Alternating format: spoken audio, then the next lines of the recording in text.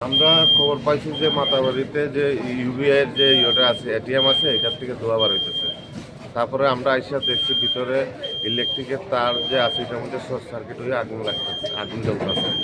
তারপরে আমরা CO2 দিয়ে এটারে করে দিচ্ছি, কোনো ধোঁয়া রয়ে গেছে, সেটা ধোঁয়াটা বার হয়ে গেলে আর কিছু এটা বিপদ নেই। এমনি কি টাকা পয়সা কোনো ক্ষয়ক্ষতি হচ্ছে? না, এটা তো আমরা দেখি নাই।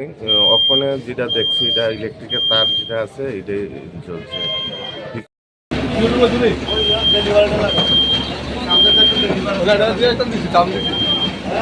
জল লাগবো না?